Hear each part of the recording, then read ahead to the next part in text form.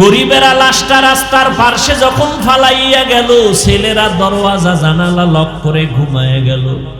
জানালা খুইলে একদিন দেখলো না বাবা, লাশটা কি কুত্তায় খাইলো নাকি কেউ জানাজা পড়াইলো। ও যুবকেরা, ইতিহাস ভুলিয়া যাইও না। আমার দেশের এই শত শত করোনার লাশ আমার দেশের কিছু পুলিশ ভাইরা আর সিংহবাগ টুপিওয়ালা ওলামায়ে কেরাম এই লাশগুলো কাদের মধ্যে নিছে, গোসল করাইয়া, কাফন পরাইয়া, জানাজা পরাইয়া এগুলোরে কবরে দাফন করছে। একজন হুজুরেও করোনায় মরে না। ইহুদি বেঈমান সহ সারা দুনিয়ার বিধর্মীরা চায় কোরআনের আওয়াজ বন্ধ হয়ে যাক। কম তুফান আসে না ইসলামের উপরে। আমার নবীর উপরে কেমন তুফান! আমার নবী এত দামি নবী, এরপরও নবীরে খানা দেয় না। শিয়া আবু তালিবে গৃহবন্দী করেছে। আমার নবীরে পানিও দেয় না, পানির লাইন বন্ধ, খানার লাইন বন্ধ। আমার মায়ার নবী প্রায় 3 বছর পর্যন্ত শিয়া আবু তালিবে গৃহবন্দী হইয়া গাছের পাতা চিরা চিরা খায়। আমার নবীরে খানা পর্যন্ত দেয় না। ওই সময় নবীর দুঃখের সাথী ছিল আম্মা জান খাদিজা রাদিয়াল্লাহু আনহা। আরবের বড় ধনাঢ্য নারী, অনেক সুন্দরী, অনেক টাকার মালিক। তার উপরে কারো কোনো স্কাল নাই, কারো কোনো চাপ নাই। কিন্তু রহমতের নবী পাহাড়ের পাদদেশে গাছের পাতা চিরা চিরা খায়, আরে খানা দেয় না। আম্মা জান খাদিজাও গিয়া আমার নবীর মোহাব্বতে তিনিও পাশে বৈশা বৈশা দিন রাত্র কাটায় আর গাছের পাতা খায় আর কয়, আল্লাহ, আমার টাকা পয়সা থাকার পরেও আমি তোমার হাবিবের মায়া ভুলি নাই। ও আল্লাহ, তুমিও আমারে ভুলিও না। এই জন্য আম্মা জান আয়েশা বলেন, আম্মা জান আয়েশা বলেন, আমি মাঝে মাঝে দেখতাম আমার মায়ার নবী আমার হুজরার মধ্যে বসে মাঝে মাঝে নবী গুনগুন করে কান্না করতেন। আমি ভয় পাইয়া যাইতাম। আমি বলতাম, নবী আপনি কেন কাঁদেন? আমি আয়েশা বেয়াদবি করছি নাকি? নবী বলে, আয়েশা তুমি বেয়াদবি করবা কেন? বলেন, ইয়া রাসূলুল্লাহ, আমার বয়স অনেক কম, 6 বছর বয়সে আপনার সাথে আমার বিয়া হয়েছে। কয় বছর? আম্মা জান আয়েশা বলেন, 9 বছর। 6 বছরে বিয়া, 9 বছরে আমি আপনার ঘরে আসছি। কয় বছর? আম্মা জান আয়েশা বলেন, আমার বয়স কম, ভয় লাগে না জানি কোনো বেয়াদবিমূলক আচরণ হয়েছে, আপনি কাঁদেন। নবী বলে, না রে আয়েশা, এজন্য কাঁদি না। তো নবী কেন কাঁদেন? নবী বলেন, আমার দুঃখের জিন্দেগি তুমি পাও নাই। আমার একটা কষ্টের জীবন ছিল, আমি মা বইলা কাউকে ডাক দিয়া পাই নাই, আব্বা বলে ডাক দিতে পারি নাই। আমার ওই কষ্টের সময় আমার একজন আপন বন্ধু ছিল, আমার আপন বান্ধবী ছিল, আমার বিবি খাদিজা। ওই খাদিজার কথা যখন মনে পড়ে আমি চোখের পানি ধরে রাখতে পারি না রে আয়েশা। দীর্ঘ 40টা বছর আমি হেরা পাহাড়ে যাইয়া যাইয়া আল্লাহর ধ্যান করতাম। আর এই খাদিজা মহিলা মানুষ হেরা পাহাড়ের উপরে উঠা নিচে নাইমা আমার জন্য নাস্তা পৌঁছায় দিত। রাস্তা নাই, কিছুই নাই, এত কষ্ট খাদিজা করছে। যখন আমার আরবে কেউ আমার বন্ধু নাই, চতুর্পার্শ্ব থেকে আমাকে হত্যা করার ষড়যন্ত্র করে, ওই সময় খাদিজা তার জীবনের কামাই করার সব সম্পদগুলো আমারে হাদিয়া দিয়ে দিয়েছে। অতএব আমি আয়েশার ও আয়েশা, যখন খাদিজার কথা মনে পড়ে চোখের পানি ধরে রাখতে পারি না। ও যুবক বাবারা, ও বৃদ্ধ বাবাজিরা, ও পর্দার আড়ালের আম্মা জানেরা, কয়দিন আর দুনিয়ায় বাঁচবে? আল্লাহর কাছে তওবা করে নেন রে বাবা। আল্লাহর আযাবের ভয় বড় ভয়ঙ্কর। আমার নবী যার কোনো গুনাহ নাই, আম্মা জান আয়েশা বলেন, নবীরে দেখি আমার ঘরে আবার একদিন কান্না করেন। আমি বললাম, নবী কাঁদেন কেন? নবী বলেন, হাসরের ময়দানের ভয়ঙ্কর অবস্থার কথা মনে পড়েছে। আমার উম্মতের কি উপায় হবে, এই চিন্তায় আমি কান্না করতেছি। ও নবী, কি উপায় হবে, কেমন হবে হাসরের ময়দানের ভয়ঙ্কর অবস্থা?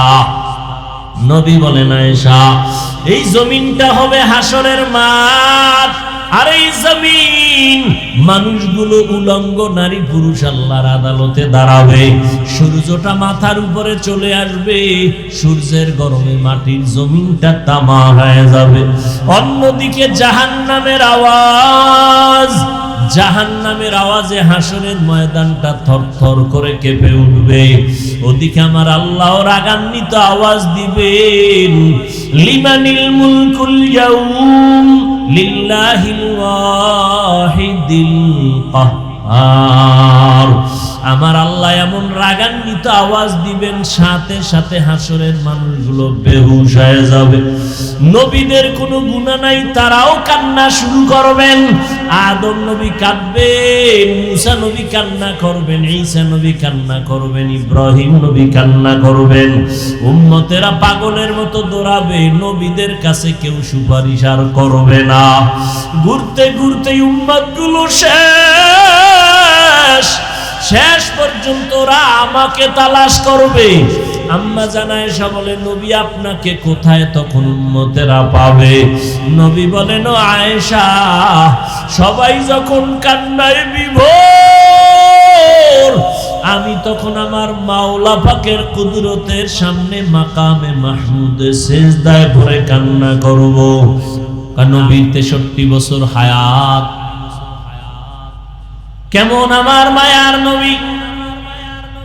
বলেন, এই 63 বছর হায়াতের কোন একটা মুহূর্তে নবী জীবনেও একটা মিথ্যা কথা বলেন নাই। পুরাটাই রহমত। কেমন মায়ার নবী আমার! নবীজির সামনে দাঁড়াইয়া দুশ্মন ইহুদিরা হাজারো ভাষায়, অকথ্য ভাষায় নবীরে খামোখা গালি দেয় নবীর সামনে দাঁড়ায়া, কিন্তু নবী জিন্দেগিতে একটা গালির জবাবও দেন নাই।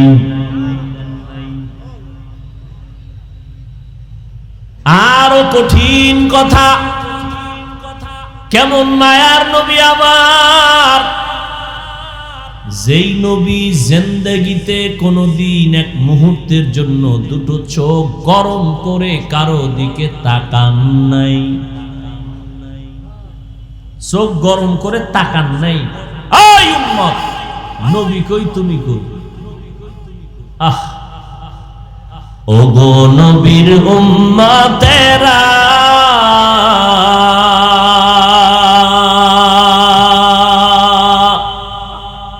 হয়ে আজি দিশাহারা,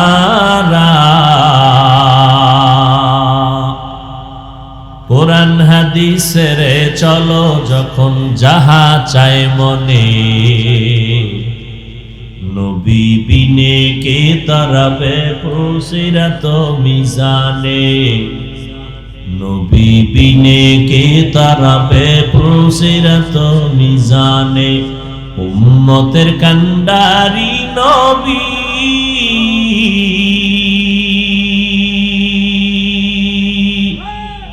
কাঁদছেন উম্মতের লাগি, এখনো কাঁদেন নবীজি শুয়ে মদিনার পানে, নবী বিনে কে তারাবে পুসিরাত মিজানে, নবী বিনে কে তারাবে পুসিরাত মিজানে। কেমন মায়ার নবী পেয়েছো রে যুবক,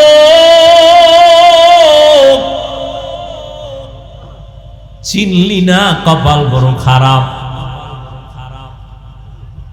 তুমিও নবীর উম্মত, আমিও নবীর উম্মত। তোমার আল্লাহ আমার আল্লাহ দুই, তোমার নবী আমার নবী। ও যুবক, তোমার কাবা আমার কাবা, তোমার কোরআন আমার কোরআন, তোমার ধর্ম আমার ধর্ম, তোমার কালেমা আমার কালেমা, তোমার নবী আমার নবী এক। তুমিও যেই নবী মানো আমিও সেই নবী মানি, তুমিও যে আল্লাহ মানো ওই আল্লাহকে আমিও মানি। কিন্তু তোমার আজকে বয়ান করব কেন? বয়ান তো বিধর্মীরে করা দরকার। তুমি তো কোরআন মানো, হাদিস মানো, আল্লাহ মানো, কিয়ামত মানো, কাবা মানো, কালেমা মানো, ধর্ম মানো, সব তুমি স্বীকার করো। তোমাকে বয়ান করব কেন? বয়ান করব এই পাহাড়ি অঞ্চলের মধ্যে যারা মুসলমানদের উপরে মৃদু আঘাত করে ঈমানের উপরে, তাদের কাছে বয়ান করব। খ্রিস্টানদের গির্জায় গিয়া বয়ান করব, হিন্দুদের মন্দিরে গিয়া বয়ান করব। ওখানে যাওয়ার সময় নাই। 12 মাস কুত্তার মতো তোমার পেছনে দৌড়ায় আলেম ওলামারা, তাবলিগওয়ালারা দৌড়ায়, পীর সাহেবরা দৌড়ায়। 12 মাস কুত্তাও এমন দৌড়ায় না আমরা যেই পরিমাণ দৌড়াই। এরে যুবক, তুমিও যেই নবীর উম্মত আমিও সেই নবীর উম্মত। তোমার ইসলাম আমার ইসলাম, তোমার কালেমা আমার কালেমা এক। অথচ আমি টুপি না দিলে লজ্জা পাই, তুমি টুপি মাথায় দিতে লজ্জা পাও। তুমি কত ভিআইপি মুসলমান। আমি দাড়ি কাটতে লজ্জা পাই, তুমি দাড়ি রাখতে লজ্জা পাও। আমি মসজিদে না ঢুকলে লজ্জা লাগে, তোমার মসজিদে ঢুকতে গেলে লজ্জা লাগে। তুমি কেমন মুসলমান? হাসিয়া হাসিয়া কথা উড়াইয়া দিস না, মরার আগেই টের পাবি কত ধানে কত চাল। এরে যুবক, আমি তোমাকে এই কথা বলবো না, তোমার ভয় নাই। আমি তোমাকে বলবো না আসো স্কুল কলেজ বাদ দিয়া মাদ্রাসায় আসো, টুপি বড় হুজুর হও, পাগড়ি লাগাও, একবারও বলবো না বলবো না বলবো না। তোমার কোনো ভয় নাই, বরং আমি তোমাকে সাহস দিয়া যাই। তুমি স্কুলে পড়ো আলহামদুলিল্লাহ, কলেজে পড়ো আলহামদুলিল্লাহ, চাকরি করো আলহামদুলিল্লাহ, ব্যবসা করো আলহামদুলিল্লাহ, তুমি ডাক্তার হও আলহামদুলিল্লাহ, তুমি ইঞ্জিনিয়ার হও আলহামদুলিল্লাহ, তুমি একজন প্রফেসর হও আলহামদুলিল্লাহ। দোয়া করি, তবে আমার দাবি একটা, ডাক্তার হও, ইঞ্জিনিয়ার হও, প্রফেসর হও, তবে বেয়াদব হইও না।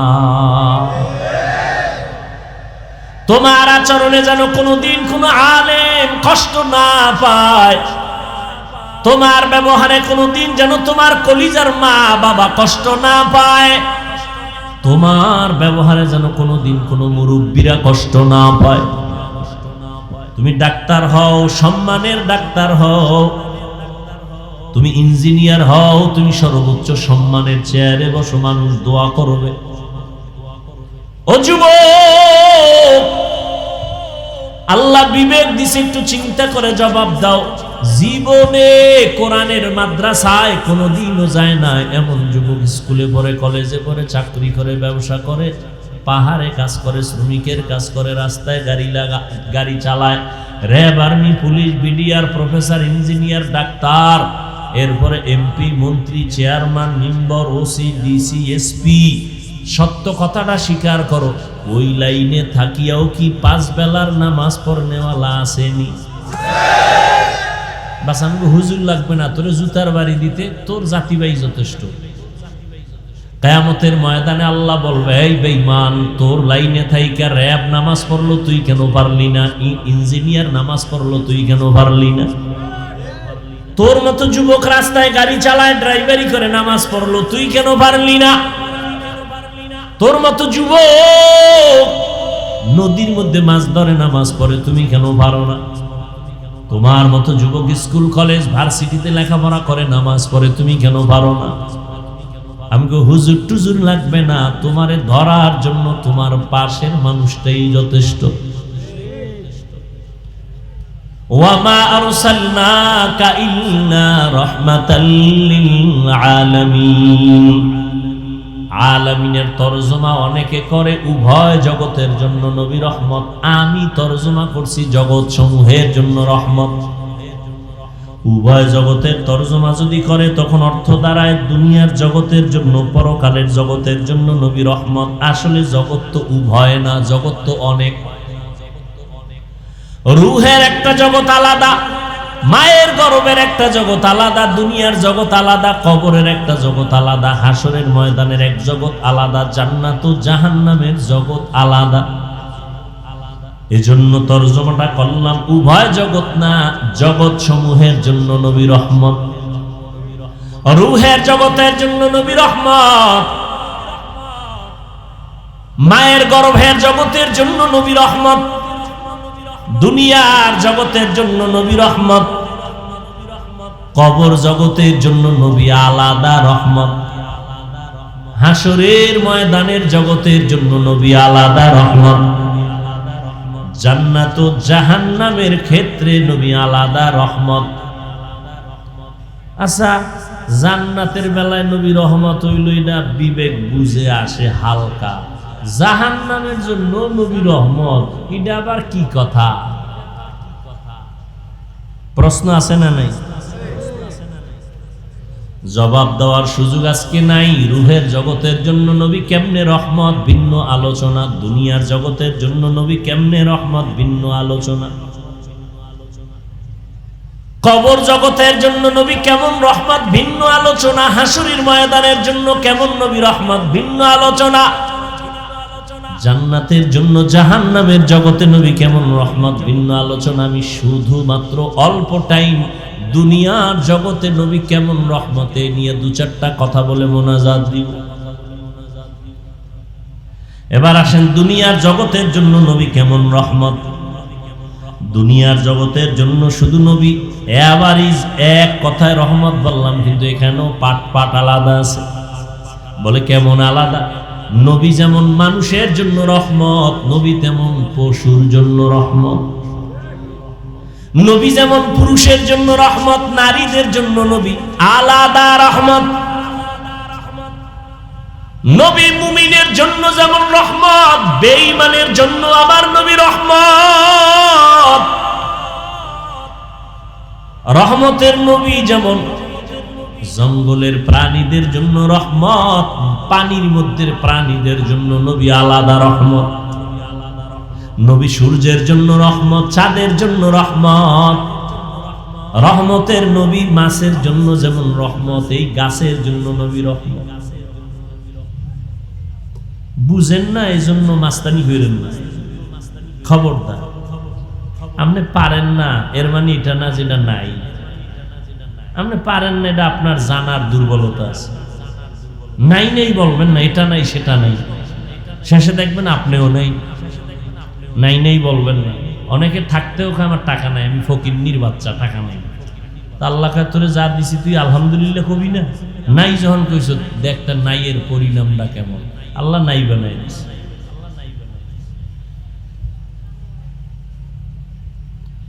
রহমতের নবী জমিনের প্রাণীদের জন্য যেমন রহমত, উড়ন্ত পাখিদের জন্য নবী রহমত, গর্তের পিপিলিকার জন্য নবী রহমত। দুনিয়ার জগৎ এমন একটা মুহূর্ত চলতেছে, ঈসা নবী নাই, মুসা নবী নাই, মুহাম্মদ নবী আসবেন বহুদিন পর, মাঝখানে কেউ নাই, মুরব্বী নাই। গোটা দুনিয়ার মানুষগুলো চূড়ান্ত খারাপ হয়ে গেল। সামাজিকতা বলতে কিচ্ছু নাই, মানবতা বলতে কিছু নাই, সব পশুত্বের চরিত্রে চলে গেল। এর মধ্যে যত খারাপ যত খারাপ যত খারাপের মধ্যে সব থেকে পৃথিবীর ইতিহাসে চূড়ান্ত খারাপ হলো মক্কার মানুষগুলো। এরা এত খারাপ কেন? বলে এই মক্কা নগরীতে একটা সুন্দর আল্লাহ ঘর বানাইছেন, বাইতুল্লাহ। এমন একটা ঘর যেই ঘরটার দিকে শুধু তাকায়া থাকলে আমল নামায় সওয়াব। এই এলাকার মানুষগুলো এতটাই খারাপ, এতটাই লম্পট, এতটাই চরিত্রহীন, এই বাইতুল্লাহ যার দিকে তাকায় থাকলে সওয়াব। এই ঘরটার চারদিকে মক্কার মানুষ উলঙ্গ হইয়া নারী পুরুষ একসাথে ঘুরে আর তাওয়াফ করে। কি মনে হয় ভালো মানুষ? হ্যাঁ, এই মক্কার মানুষ এত খারাপ, কন্যা সন্তানদের পছন্দ করে না, বিধবা নারীদের পছন্দ করে না। কন্যা হলেই বাবার মাথা গরম, নিজ বাবা নিজ কন্যা সন্তানটাকে পাথর চাপা দিয়া মেরে ফেলে জ্যান্ত। কত খারাপ! আমগো বর্তমান দুনিয়াটাও একেবারে যে কম খারাপ তা না। আমগো বর্তমানেও কিছু কুলাঙ্গারের বাচ্চা আছে জমিনের মধ্যে, ছেলে হইলে খুশি হয়, মাইয়া হইলে বউরে গালি দেয়।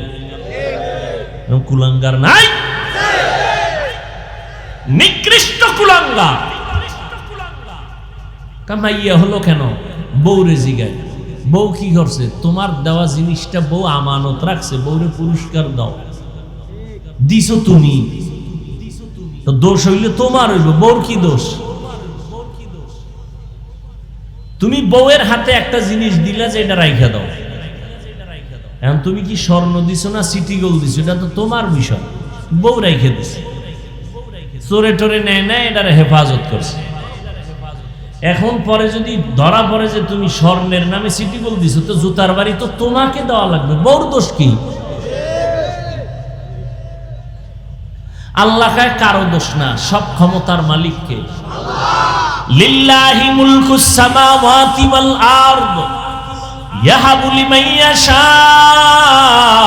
ইনাসাও ওয়া ইয়াহাবু লিমান ইয়াশাউ যুকুর আও ইউযাওবিজুহুম যুকরানা ওয়া ইনাসা ওয়া ইয়াজআলু মান ইয়াশাউ আকিমা ইন্নাহু আলিমুন কাদির।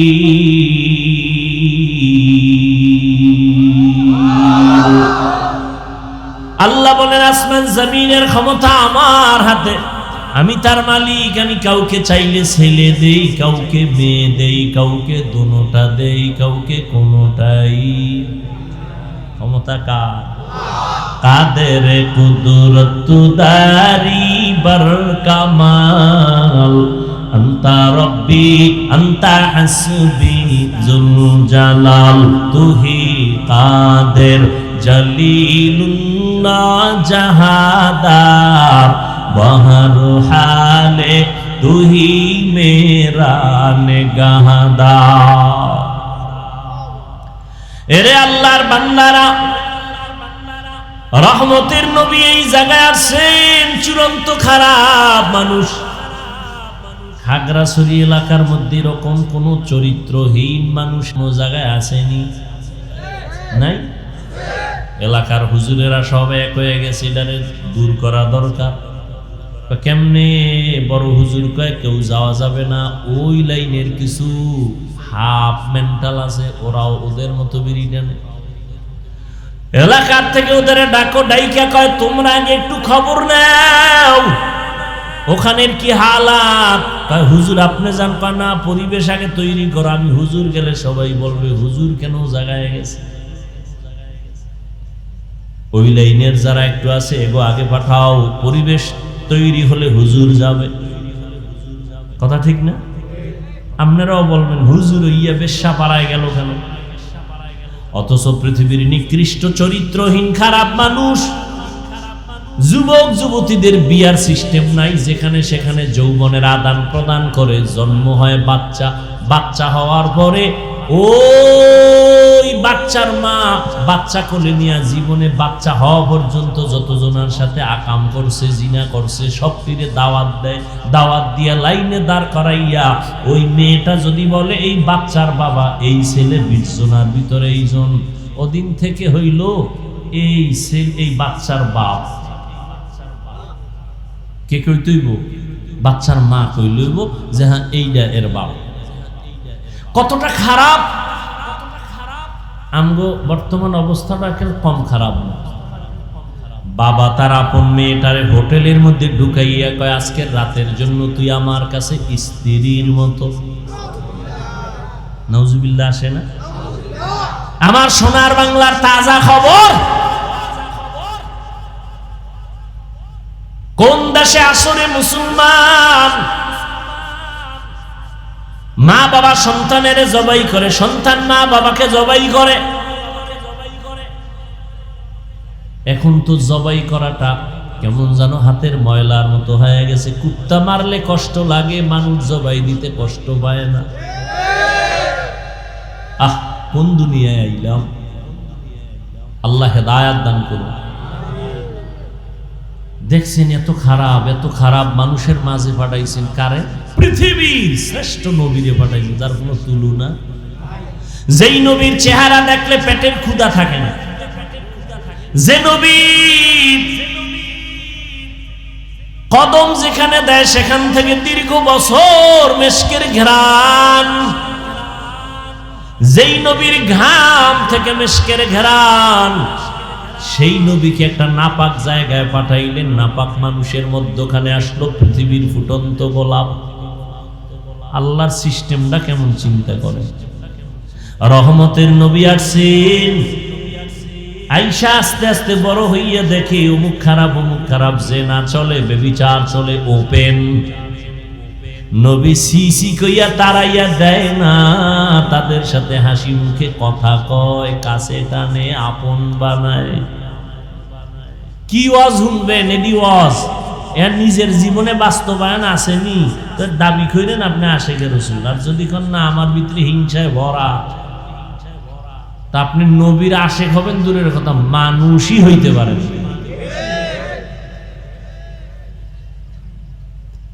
রহমতের নবী কাছে টানেন, নবীর ব্যবহারে পুরা মক্কার চরিত্রহীন মানুষগুলো এখন এতটাই ভক্ত হয়ে গেল, যদিও নবীরে মুরব্বী মানে না, কিন্তু আমানতের টাকা গোপনে নবীর হাতে রাখে, মুহাম্মদের থেকে খেয়ানত হবে না।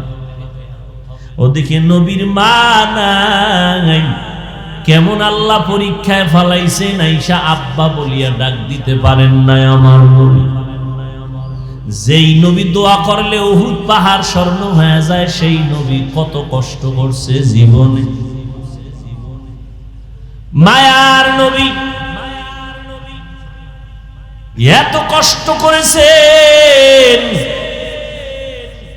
রহমতের নবী আমার 40টা বছর পর্যন্ত কোনদিন কাউকে বলে নাই নামাজ পড়ো, কালেমা পড়ো, জিকির করো, তেলাওয়াত করো।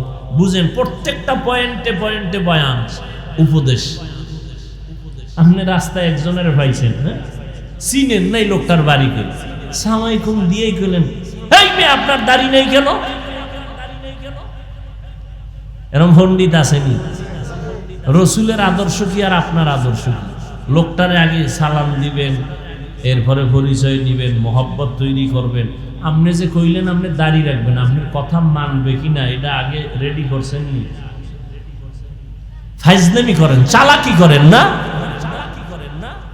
একটা লোককে বয়ান করার আগে মাহওয়াল তৈরি করতে হবে যে আমার কথাটা মানবে কিনা, সেই অবস্থা তৈরি করতে হবে। এরপরে কেমনে বুঝাই কত কথা, রাত্র বেশি। ইউসুফ নবীর যখন জেলখানায় নিয়ে গেছে, অন্যায় ভাবে নিছে না? কথা পায় না, দোষ করছে জুলাইখা, চাপায়া দিছে ইউসুফ নবীর উপর, অপবাদ দিয়ে জেলে নিয়ে গেছে।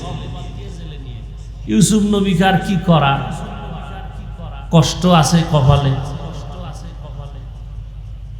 জেলখানায় বইয়া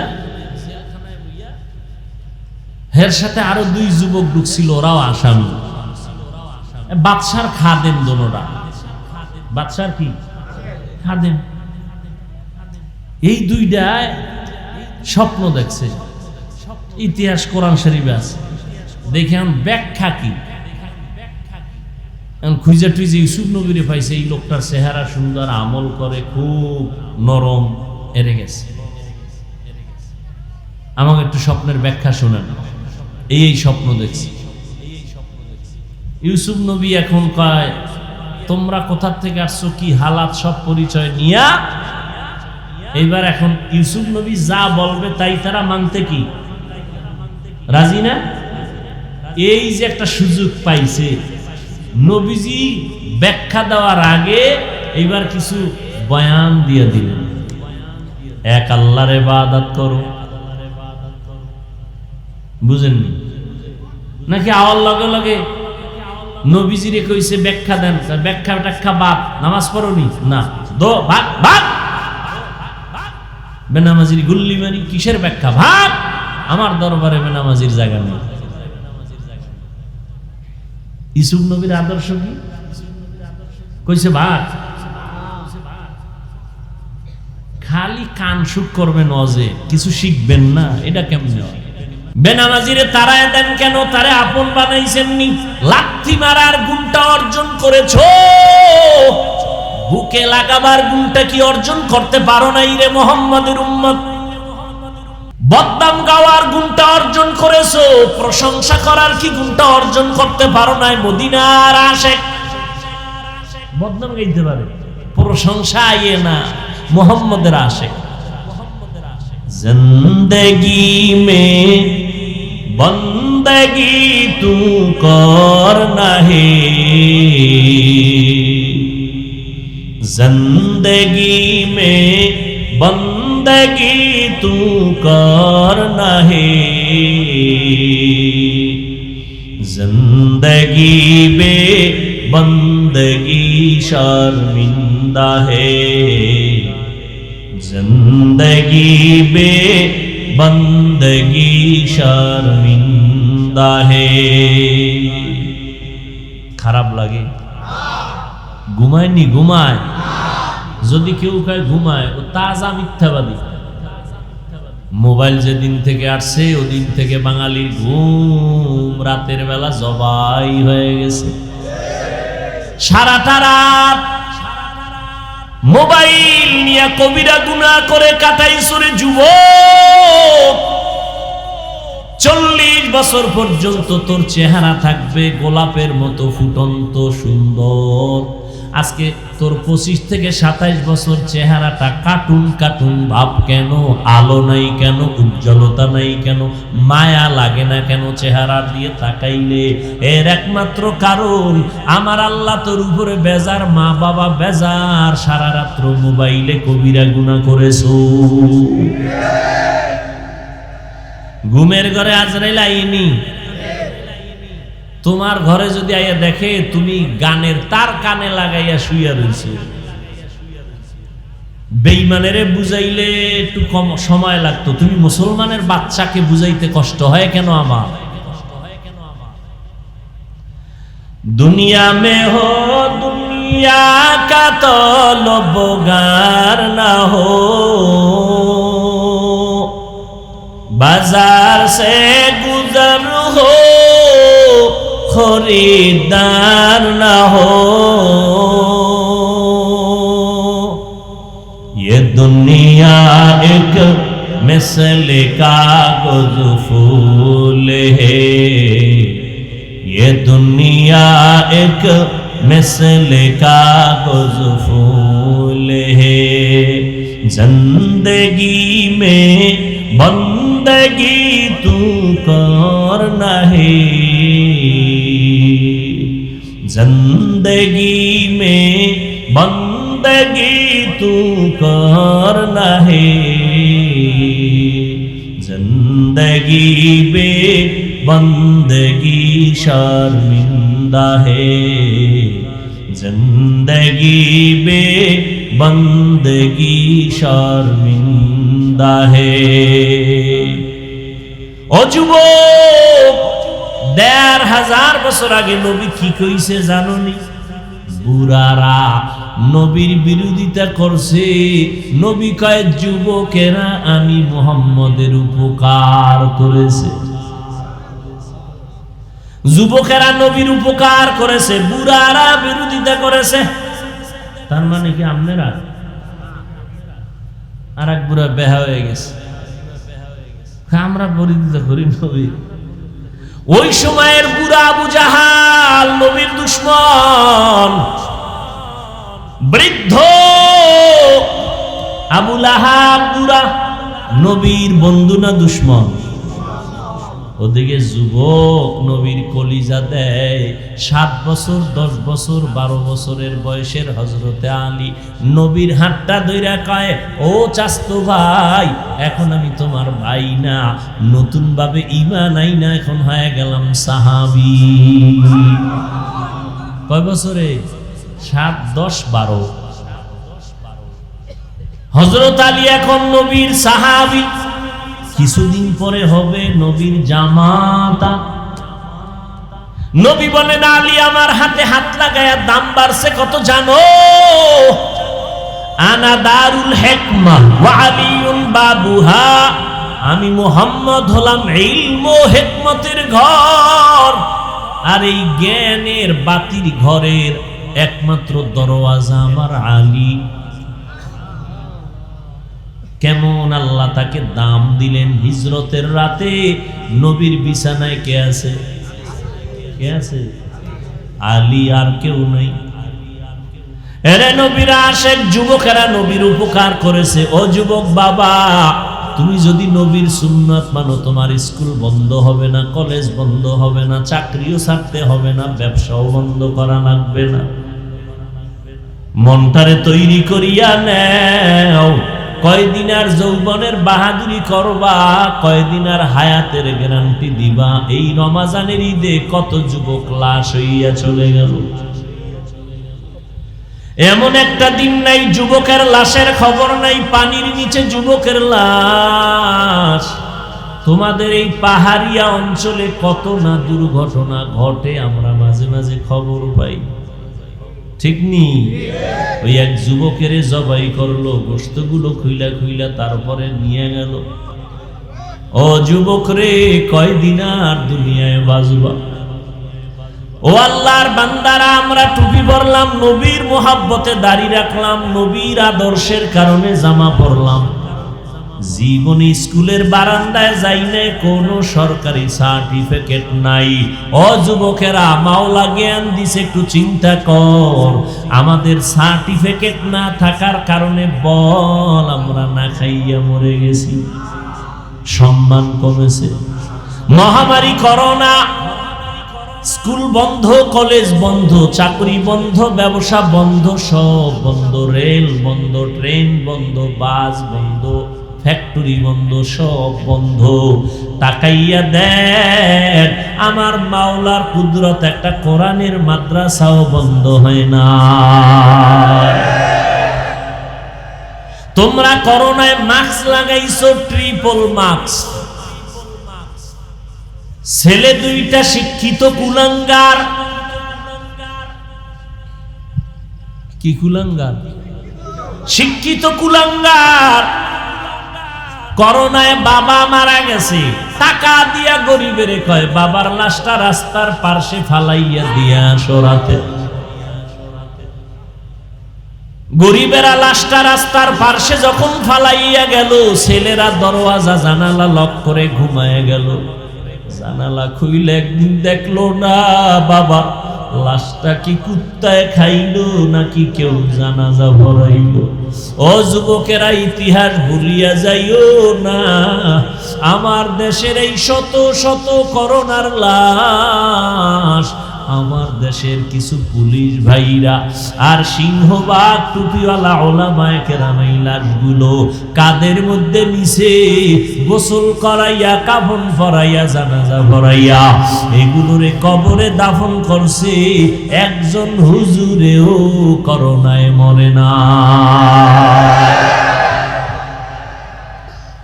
ইহুদি বেঈমান সহ সারা দুনিয়ার বিধর্মীরা চায় কোরআনের আওয়াজ বন্ধ হয়ে যাক। কম তুফান আসে না ইসলামের উপরে। আমার নবীর উপরে কেমন তুফান!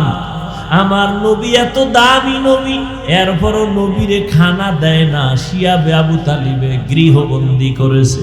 আমার নবীরে পানিও দেয় না, পানির লাইন বন্ধ, খানার লাইন বন্ধ। আমার মায়ার নবী প্রায় 3 বছর পর্যন্ত শিয়াবে আবু তালিবে গৃহবন্দী হইয়া গাছের পাতা চিরা চিরা খায়, আমার নবীরে খানা পর্যন্ত দেয় না। ওই সময় নবীর দুঃখের সাথী ছিল আম্মা জান খাদিজা রাদিয়াল্লাহু আনহা। আরবের বড় ধনাঢ্য নারী, অনেক সুন্দরী, অনেক টাকার মালিক। তার উপরে কারো কোনো স্কাল নাই, কারো কোনো চাপ নাই, কিন্তু রহমতের নবী পাহাড়ের পাদদেশে গাছের পাতা চিরা চিরা খায়, আরে খানা দেয় না। আম্মা জান খাদিজাও গিয়া আমার নবীর মোহাব্বতে তিনিও পাশে বৈশা বৈশা দিন রাত্র কাটায় আর গাছের পাতা খায় আর কয়, আল্লাহ, আমার টাকা পয়সা থাকার পরেও আমি তোমার হাবিবের মায়া ভুলি নাই। ও আল্লাহ, তুমিও আমারে ভুলিও না। এই জন্য আম্মা জান আয়েশা বলেন, আম্মা জান আয়েশা বলেন, আমি মাঝে মাঝে দেখতাম আমার মায়ার নবী আমার হুজরার মধ্যে বসে মাঝে মাঝে নবী গুনগুন করে কান্না করতেন। আমি ভয় পাইয়া যাইতাম, আমি বলতাম, নবী আপনি কেন কাঁদেন? আমি আয়েশা বেয়াদবি করছি নাকি? নবী বলে, আয়েশা তুমি বেয়াদবি করবা কেন? বলেন, ইয়া রাসূলুল্লাহ, আমার বয়স অনেক কম, 6 বছর বয়সে আপনার সাথে আমার বিয়া হয়েছে। কয় বছর? চিন্তা করেন কিছু। 6 বছর বয়সে নবীর সাথে বিয়া। কার সাথে? যুবকেরা লেখ বয়ে বয়ে লেখ, মাস্তানি তো করো, নাস্তিকদের সামনে যেন দাঁড়াইতে পারেনি, লেখ। আম্মা জান আয়েশার সাথে নবীর বিবিদের মধ্যে একমাত্র কুমারী বিবিকে আয়েশা। কয় বছর বয়সে বিয়ে হয়েছে? জুতার বাড়ি দিয়ে জিজ্ঞাসা করা দরকার ওই বেঈমানের বাচ্চাগুলোকে, যারা রসুলের উপরে যৌবনের অপবাদ দেয়। এবার রসুলের যৌবনের তাড়নায় যদি বিয়ে করে, তাহলে 6 বছর মাইয়া কি বিয়ে করছে? বেঈমান কোথাকার। 6 বছরের মেয়ের সাথে বিয়ে হয়, এটা যৌবনের কারণে? এটা যৌবনের কারণে? কথা বলো। কুলাঙ্গারের বাচ্চাগুলো, নাস্তিক বেঈমানগুলো আমার রসুলের বিবাহ নিয়া এরপরে কলম ধরে। নবী বলে যৌবনের তাড়নায় বিয়ে করছে। রসুলের বিবিদের মধ্যে একমাত্র কুমারীকে, তার সাথে বিয়ে হয়েছে কয় বছর? আম্মা জানের বয়স কত? 6 বছরের মেয়ে বিয়ে করে যৌবনের কারণে? জুতার বাড়ি দিয়ে সাইজ করা দরকার এই বেয়াদবের গোষ্ঠীকে। আম্মা জান আয়েশা বলেন, ইয়া রাসূলুল্লাহ, 6 বছর বয়সে আপনার সাথে আমার বিয়া হলো। খেয়াল করো যুবকেরা, লেখা রাখো, একটু লেখো। আচ্ছা, যদি নাই লিখতে পারো একটু খেয়াল করো, আর বাকি গুগলে গিয়া সার্চ দিও, পাওয়া। সারা রাত্র আকামি করলি জীবন বল, মোবাইলটা লই, আজকে কিছু ভালো কাজ করিস। আম্মা জান আয়েশা বলেন, 9 বছর, 6 বছরে বিয়া, 9 বছরে আমি আপনার ঘরে আসছি। কয় বছর? আমাদের দেশে 9 বছরের মেয়েরা কি বালেগা হয়?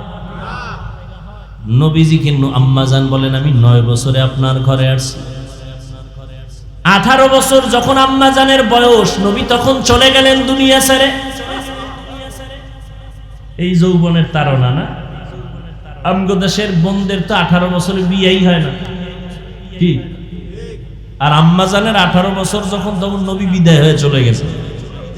তাহলে নবীজির ঘর করছেন কয় বছর? আম্মা জান 9 বছর বয়সে নবীর ঘরে আছেন, 18 বছর বয়সে নবী চলে গেছেন। নবীজির ঘরে ছিলেন কয় বছর? এটা যৌবনের তাড়না। আম্মা জান আয়েশা বলেন, আমার বয়স কম, ভয় লাগে না জানি কোনো বেয়াদবিমূলক আচরণ হয়েছে, আপনি কাঁদেন। নবী বলে, না রে আয়েশা, এজন্য কাঁদি না। তো নবী কেন কাঁদেন? নবী বলেন আমার দুঃখের জিন্দেগি তুমি পাও নাই, আমার একটা কষ্টের জীবন ছিল, আমি মা বইলা কাউকে ডাক দিয়া পাই নাই, আব্বা বলে ডাক দিতে পারি নাই। আমার ওই কষ্টের সময় আমার একজন আপন বন্ধু ছিল, আমার আপন বান্ধবী ছিল, আমার বিবি খাদিজা। ওই খাদিজার কথা যখন মনে পড়ে আমি চোখের পানি ধরে রাখতে পারি না রে আয়েশা। দীর্ঘ 40টা বছর আমি হেরা পাহাড়ে যাইয়া যাইয়া আল্লাহর ধ্যান করতাম, আর এই খাদিজা মহিলা মানুষ হেরা পাহাড়ের উপরে উঠা নিচে নাইমা আমার জন্য নাস্তা পৌঁছায় দিত। রাস্তা নাই, কিছুই নাই, এত কষ্ট খাদিজা করছে। যখন আমার আরবে কেউ আমার বন্ধু নাই, চতুর্পার্শ্ব থেকে আমাকে হত্যা করার ষড়যন্ত্র করে, ওই সময় খাদিজা তার জীবনের কামাই করা সব সম্পদগুলো আমারে হাদিয়া দিয়ে দিছে। অতএব আমি আয়েশার, ও আয়েশা যখন খাদিজার কথা মনে পড়ে চোখের পানি ধরে রাখতে পারি না। ও যুবক বাবারা, ও বৃদ্ধ বাবাজিরা, ও পর্দার আড়ালের আম্মা জানেরা, কয়দিন আর দুনিয়ায় বাঁচবে, আল্লাহর কাছে তওবা করে নেন রে বাবা। আল্লাহর আযাবের ভয় বড় ভয়ঙ্কর। আমার নবী যার কোনো গুনাহ নাই, আম্মা জান আয়েশা বলেন নবীরে দেখি আমার ঘরে আবার একদিন কান্না করেন। আমি বললাম নবী কাঁদেন কেন? নবী বলেন হাসরের ময়দানের ভয়ঙ্কর অবস্থার কথা মনে পড়েছে, আমার উম্মতের কি উপায় হবে এই চিন্তায় আমি কান্না করতেছি। ও নবী কি উপায় হবে, কেমন হবে হাসরের ময়দানের ভয়ঙ্কর অবস্থা? নবী বলেন আয়েশা এই জমিনটা হবে হাসরের মাঠ, আর এই জমিন মানুষগুলো উলঙ্গ নারী পুরুষ আল্লাহর আদালতে দাঁড়াবে, সূর্যটা মাথার উপরে চলে আসবে, সূর্যের গরমে মাটির জমিনটা তামা হয়ে যাবে। অন্যদিকে জাহান্নামের আওয়াজ, জাহান্নামের আওয়াজে হাসরের ময়দানটা থরথর করে কেঁপে উঠবে। ওদিকে আমার আল্লাহ রাগান্বিত আওয়াজ দিবেন, লিমানিল মুলকুল ইয়াউম লিল্লাহিল ওয়াহিদিল কাহ্হার। আমার আল্লাহ এমন রাগান্বিত আওয়াজ দিবেন, সাথে সাথে হাসরের মানুষগুলো বেহুশ হয়ে যাবে। নবীদের কোনো গুনাহ নাই, তারাও কান্না শুরু করবেন। আদম নবী কাঁদবেন, মুসা নবী কান্না করবেন, ঈসা নবী কান্না করবেন, ইব্রাহিম নবী কান্না করবেন।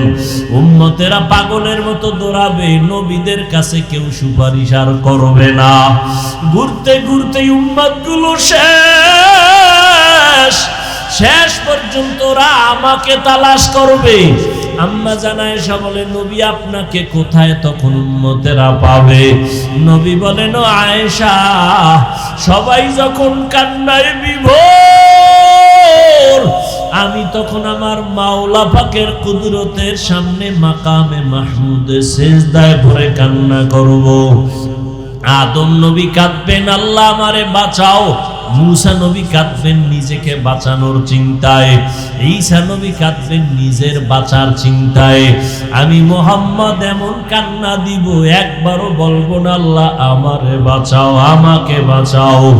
আমি বারবার বলবো আমার উম্মতেরে বাঁচাও, আমার উম্মত গুলোরে বাঁচাও। আমার একটা উম্মত যেন জাহান্নামে না যায়। আমার কান্না যখন শুরু হবে, আল্লাহ বলবেন নবী আপনি কাঁদবেন না, মাথা উঠান, আপনার উম্মত গুলো ধরে ধরে জান্নাতের পথে বাছাই করে নিয়ে যান। নবী তখন আপনি কি করবেন? নবী বলেন আয়েশা আমি তখন খুশি মনে আমার উম্মত গুলো বাছাই করিয়া হাউজে কাউসারের কিনারায় নিয়ে লাইনে দাঁড় করাইয়া আমি নিজের হাতে আমার মায়ার উম্মতের কাউসারের পানি পান করাবো। আল্লাহ আম্মা জান বলেন ইয়া রাসূলুল্লাহ, হাসরের ময়দানে কোটি কোটি কোটি হাজার কোটি মানুষ, মুসা নবীর উম্মত, ঈসা নবীর উম্মত, ইব্রাহিম নবীর উম্মত, আপনার উম্মত কেমনে চিনবেন? আল্লাহর নবী বলেন আয়েশা, হাসরের ময়দানে আমার উম্মত যারা দুনিয়াতে 5 বেলার নামাজ ওযু বানাইয়া পড়তো, ওদের ওযুর জায়গাগুলো নূরের আলোতে ঝলমল করতে থাকবে। আমি নবী দেখে দেখে ধরিয়া জান্নাতের দিকে নিয়ে যাব। কাউসারের পানি আমি এক পেয়ালা করে আমার উম্মতের দিব। এমন মজার পানি, উম্মতেরা পিপাসায় ছটফট করবে। একবার যদি আমার হাতের কাউসারের পানি একবার কেউ পান করে, আর কখনো তার পিপাসা লাগবে না। আর যারা গুনাহগার এরাও চিল্লাইবে, পিপাসায় পানি দাও, পানি দাও। আল্লাহ বলবে, জাহান্নামের আগুনের গরম পানি দাও। গুনাহগারের যখন জাহান্নামের গরম পানি দিবে, চামড়াগুলো খসে খসে পড়ে যাবে। পেটের গলি তো নারী বুড়ি পায়খানার রাস্তা দিয়া বের হয়ে যাবে। ও যুবক, আল্লাহর কোরআন কি মিথ্যা মনে করেছো? একটা মিথ্যা প্রমাণ যদি দিতে পারো, এখন দাড়ি কেটে ফেলবো আর নামাজ পড়বো না, আল্লাহর বিরুদ্ধে নেমে যাব। কিন্তু 1500 বছর পর্যন্ত একটা ভুল কেউ কোরআনে বের করতে পারে নাই, আর কিয়ামতের আগে পারবেও না। ও আল্লাহর বান্দারা, একটু বিবেক দিয়া চিন্তা করো, আমার মাওলার কোরআন যদি সত্যই হয়, গুনাহ নিয়ে কবরে গেলে জাহান্নামের আযাব, এটাও কিন্তু কোরআনের বয়ান। নেক আমলওয়ালাদের জন্য জান্নাত শান্তির জায়গা, এটাও কোরআনের বয়ান। ইন্নাল আবরারা লাফি নাঈম জারা লাফি জাহিম। নেক আমলওয়ালার জন্য শান্তির জান্নাত, গুনাহ যারা করবে তাদের জন্য জাহান্নাম। ও যুবক বাবারা, বৃদ্ধ বাবাজিরা, পর্দার আড়ালের মা বোনেরা, আমরা যারা নবীর তরিকা মানিয়া চলি, কই আমাদের সম্মান কমে নাই? না খাইয়া মরি নাই। আল্লাহর শুকর, দুনিয়ার সব লাইনের মানুষ আমাদের মহব্বত করে, সম্মান করে। ও যুবক বাবা, তুমি ডাক্তার হও, ইঞ্জিনিয়ার হও, যাই হও না কেন, নামাজ ছাড়িও না, মা বাবার সাথে বেয়াদবি করিও না। দুনিয়ার গরম সহ্য করা যায় না, গুনাহ নিয়ে গেলে জাহান্নামের গরম কেমনে সহ্য করবা? এখনো সময় আছে, তওবা করে নাও। মনে মনে আমার মালিকের ডাকো, হে মালিক, এই ময়দানে গুনাহগার আর কেউ নাই, মনের বুঝাও রে মন। আমার মতো যুবক যদি স্কুল কলেজে পড়িয়া নামাজ পড়ে, আমি কেন পারবো না? চাকরি করে আমি কেন পারবো না? র‍্যাব, আর্মি, পুলিশ, বিডিআর জনপ্রতিনিধির দায়িত্বে থাকিয়াও যদি নামাজ পড়ে, আমি কেন পারি না? আল্লাহ বুঝি বেজার হয়ে গেল, মা বাবার অভিশাপ লাগলো। এখনো সময় আছে, তওবা করে নাও। হায়াতের মালিক আল্লাহ, ইজ্জতের মালিক আল্লাহ, রিজিকের মালিক আল্লাহ। ওই আল্লাহর গোলামি ছাড়বা না। জীবনে যত নামাজ ছাড়লা, বেপরদায় চললা, দাড়ি কাটলা, এখন থেকে তওবা করে নাও। মা বাবার দোয়া নিয়া চলবা, উলামায়ে কেরামের পরামর্শ নিয়া, নবীজির সুন্নাত অনুযায়ী চলবা। যেই জায়গায় থাকো, যেই লাইনে থাকো, নামাজ ছাড়বা না, দাড়ি কাটবা না, বেপরদায় চলবা না। তওবা করার মতো যদি অন্তর তৈরি হয়, মুনাফিকি না থাকে, খাঁটি তওবার নিয়তে দুটো হাত আল্লাহকে দেখাইয়া দাও। আয় আল্লাহ, হাতগুলো কবুল করে নেন, তওবা কবুল করে নেন। আয় আল্লাহ, তওবার উপরে মজবুত হইয়া চলার তৌফিক দান করেন, আমিন। আলহামদুলিল্লাহি রাব্বিল আলামিন, ওয়াসসালাতু ওয়াসসালামু আলা সাইয়্যিদিল আমবিয়াই ওয়াল মুরসালিন ওয়া আলা আলিহি ওয়া আসহাবিহি আজমাইন। ইয়া আরহামার রাহিমিন, ইয়া আরহামার রাহিমিন, ইয়া আরহামার রাহিমিন। রব্বিরহামহুমা কামা রব্বায়ানি সগীরা। আল্লাহুম্মা ইন্নাকা আফুউন কারীম তুহিব্বুল আফওয়া ফা'ফু আন্না। আল্লাহুম্মা ইন্না নাসআলুকা রিযাকা ওয়াল জান্নাহ ওয়া নাউযু বিকা মিন সাখাতিকা ওয়ান নার। আল্লাহুম্মা ইন্না নাউযু বিকা মিনাল বারাসি ওয়াল জুনুনি ওয়াল জুযামি ওয়া সাইয়্যিল আসকাম। ও দয়ার মালিক, গুনাহের বোঝা নিয়ে আপনার দরওয়াজায় হাজির। কত উলামায়ে কেরাম, কত মুরব্বী হাজী সাহেব, কত ব্যবসায়ী, কত চাকরিজীবী, কত ছাত্র, কত যুবক, পর্দার আড়ালে কত মা বোনেরা, আয় আল্লাহ আমরা সবাই গুনাহগার, জাহান্নামের আসামি। শয়তানের ধোকায় পড়ে কত গুনাহ করলাম, কত নামাজ ছাড়লাম, বেপরদায় চললাম। আয় আল্লাহ আজকে তওবার নিয়তে হাত তুলেছি, আর নামাজ ছাড়বো না, বেপরদায় চলবো না, নবীর তরিকার বাহিরে চলবো না। আয় আল্লাহ আমাদের তওবা কবুল করে নেন। আয় আল্লাহ জীবনের গুনাহ মাফ করে দেন। আয় আল্লাহ আমাদের সবাইকে দ্বীনের খাদেম বানায় দেন। মাহফিল কবুল করে নেন, আয়োজনকারী সহযোগিতাকারীদের কবুল করে নেন, এলাকায় শান্তি দান করেন, সারা দুনিয়াবাসীকে মাফ করে দেন। প্রবাসে যারা চাকরি করে, ব্যবসা করে, হেফাজত করেন। আয় আল্লাহ ফিলিস্তিনের মুসলমানদের কান্নার আওয়াজ, আয় আল্লাহ সারা দুনিয়ার মুসলমানের কান্নার আওয়াজ, ইসরায়েল সহ জালিমদের জুলুম থেকে হেফাজতের ব্যবস্থা করে দেন।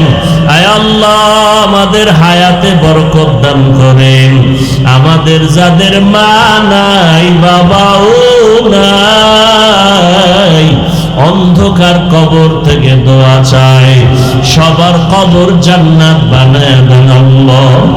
ও আল্লাহ জানি না ময়দানে কারা ইয়াতীম, বাবা বলে ডাকতে পারে না, মা পায় না।